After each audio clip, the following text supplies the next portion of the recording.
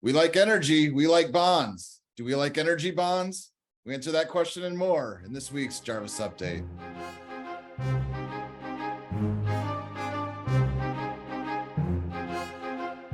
I'm your host, Brian Dress, Director of Research here at Left Brain, joined as always by our CEO and Chief Investment Officer, Noland Langford. Noland, welcome to the program. And you forgot to say, the number one Dolphins fan, my Dolphins need a win this week at the Jets. Happy to be on the show. Hey, good luck with all that. All right, a quick preview before we get started. It was a nice bounce back week for markets. After the horror of last week, we got two topics to discuss for you as we usually do. The first is answering the question, are we getting close to the top on interest rates? And then the second is energy and energy bonds. But first, before we get started, a few announcements for you. First of all, we produce this show for you, the everyday investor. Whether you have a 401k or an IRA, if you manage your own investments or you work with an advisor, we'd love to be a resource for you. If you'd like a second opinion on how to position your portfolio in a difficult market and want to hear more about the opportunities we're finding, particularly in fixed rate securities, definitely contact us on the number below and we'll have a conversation, see if we can be a fit for you. Also, if you're an institutional investor, we got something for you as well, and that's our research service, Left Brain Investment Research. 8 to 10 full-length stock reports per month, and also the chosen list. That's our favorite bond and stock opportunity each month. So check that out. We'll put the details on the screen as well. If you want to get access to our library of hundreds of reports, either way, sign up for our bi-weekly newsletter. We don't have a newsletter this week, but we will be out with other content. So definitely sign up to be on the mailing list and receive that in your inbox every Saturday morning. Finally, if you find this video useful, make sure to like and share the video. It helps other investors find it, and also subscribe and hit the bell for notifications. You'll find out every time that we've got a new video out. So let's just jump right into the market recap. First of all, we follow three indexes here. They were all up this week. S&P was up around 2.9%. NASDAQ up 3.1%, and then the small cap index Russell 2000 up 4.6% over the last 5 days of trading. A nice reversal to last week, and we also continue to note the outperformance of the Russell and small caps. We continue to look for opportunities in small and mid cap stocks. They seem to be bottoming. Also, energy stocks are up double digits this week as measured by the XLE. That's the ETF of energy stocks. We also saw strength in financial stocks, industrial stocks, material stocks, and in healthcare. Oil was up 9%, and we'll get into that a little bit more as we talk about the OPEC meeting. Also, two-year treasuries, that's been the highest rate in the whole treasury curve, still are in excess of 4.2%, so interest rates continue to rise. Nolan, with that all in mind, what are your initial thoughts on this week's action? Yeah, there was a lot there, a lot to digest. It was good to see some green on the screen this week. You know, last Friday, we closed with that big belly flop of a close. We opened last week, Friday, very strong, and we closed on the lows. Going into a weekend, it can create a scary situation for Monday, but we bounced strongly on Monday, held those gains through to Tuesday. We've been kind of seesawing or waffling since then, but it sets us up going into tomorrow's big jobs report. So it'll be interesting to see how we come out of it. The other thing that you said stuck out to me is the small caps. We've been noting the action in small and mid caps for a number of weeks, and I think that's an interesting tell. There's a lot to digest there. Maybe some of it has to do with the US dollar. For those viewers who may or may not follow what's happening in the currency markets, the US dollar has been extraordinarily strong this year. It's caused a lot of pain to overseas markets because we're exporting inflation. But for U.S. multinationals to get their revenues abroad, it also weakens their earnings stream because they have to repatriate that currency back to the U.S. dollar.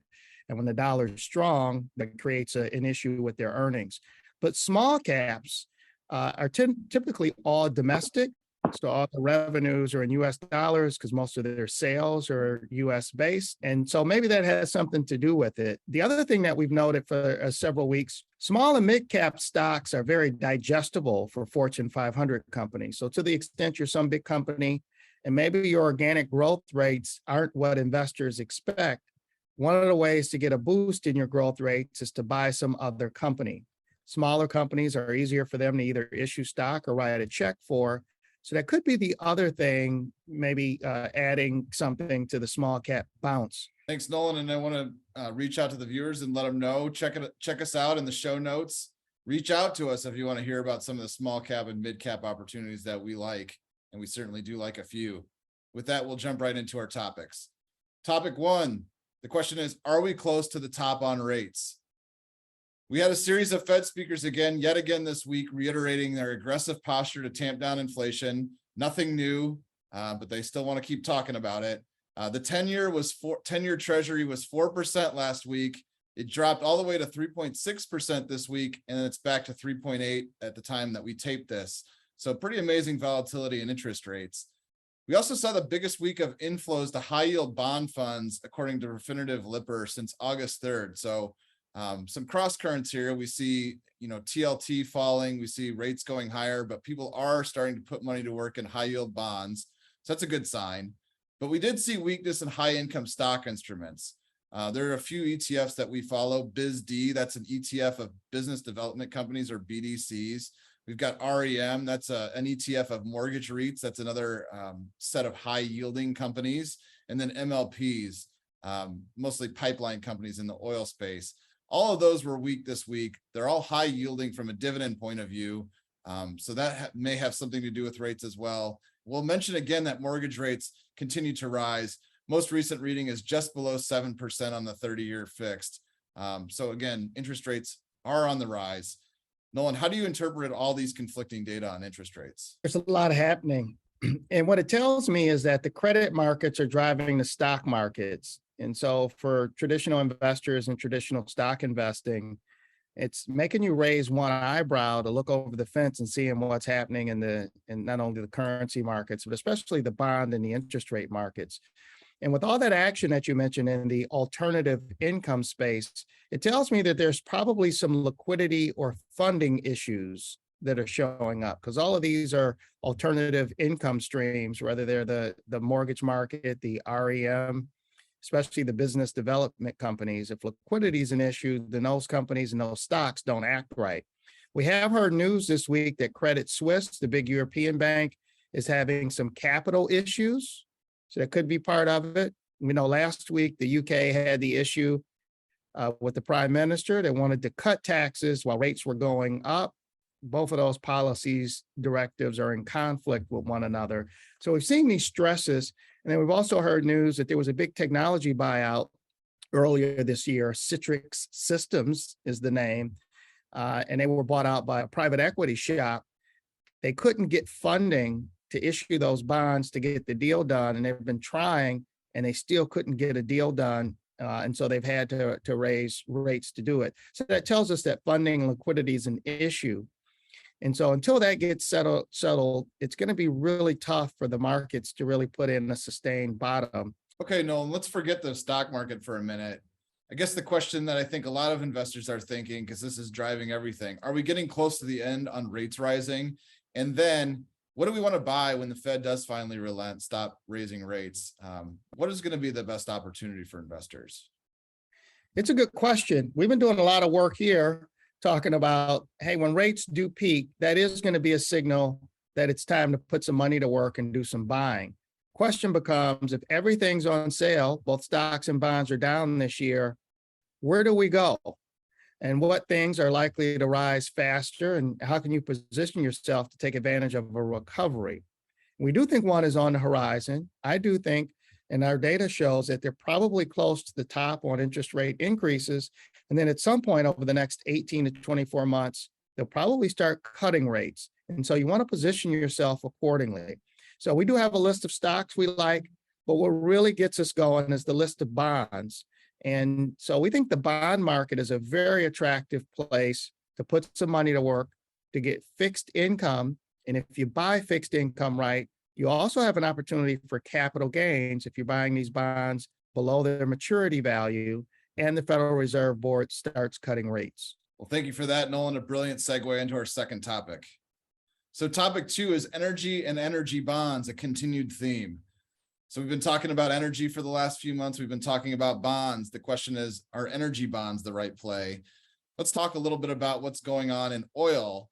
First of all, OPEC, that's the oil producing cartel. They announced a 2 million barrel per day cut at this week's meeting. So that made prices rise pretty precipitously. Oil was up 9+% this week. We like energy. We like bonds. So of course we do like energy bonds. First question, Nolan, what's your takeaway from OPEC? And is there an energy bond that you like particularly well? We could probably have had a whole section and session on energy. There's just a lot to unpack. A 2 million barrel cut to oil production, just so the viewers are aware. We haven't had that since COVID, and that's when the worldwide economies were shut down. So that's just a huge, huge increase. It's like throwing a 99-yard touchdown. You don't see those every day. And so that needs to make news. And I'm not surprised oil jumped 9%. And basically the oil producers are saying enough of the oil slide. Supplies are already low.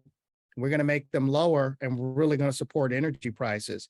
And as an investor in energy security, that should give you heart and should make you have a higher degree of confidence that cash flows are going to hold up for these energy businesses. Strong move. Excellent. And then let's talk about what can we do as investors specifically and taking advantage of these situations. Tell us about a couple of one or two energy bonds that you like, that you think investors might want to take advantage of in the current environment. So if we step back a little bit, this has been a tough year for investors. Both stocks and bonds are down. But if there's one sector that's up, it's still energy. The energy sector peaked in early June. I think it was about June 10th. And then it's been in a huge correction. So these energy businesses, stocks, are still showing gains, just not as much as they were if you go back earlier this summer.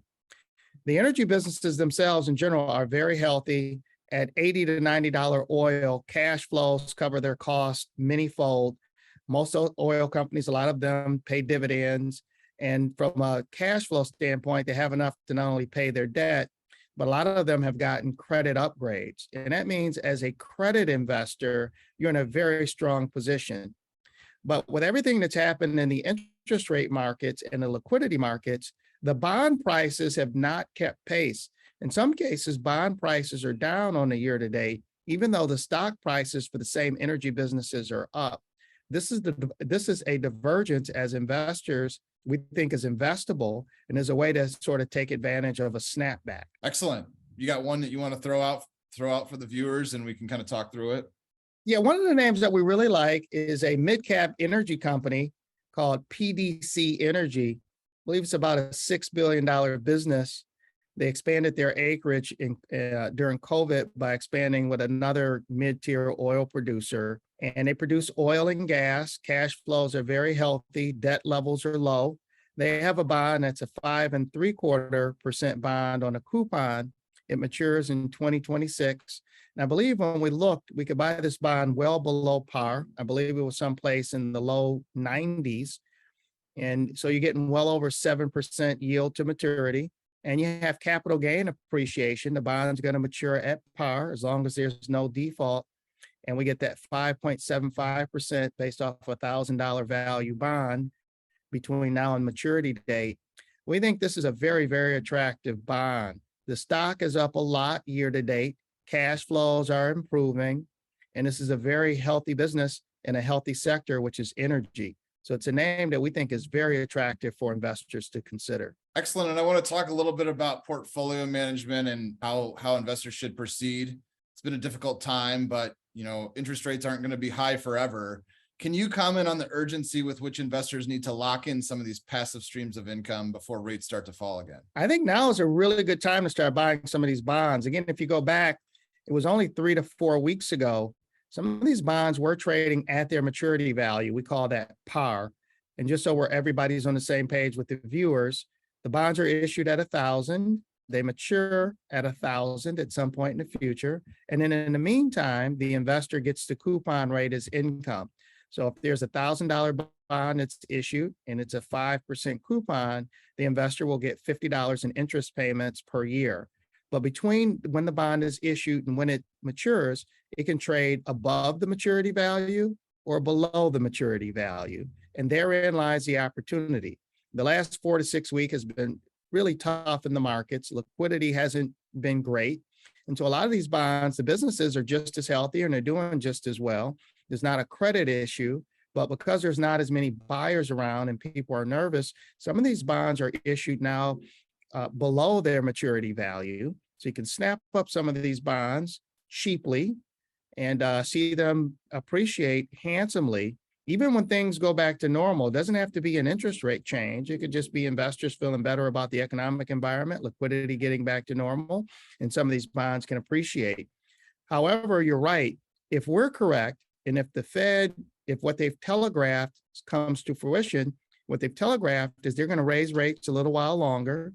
And then over the next 2 years, they're going to start cutting rates. The way the bonds work, think about it like being a big seesaw, interest rates down, bond prices up, and vice versa.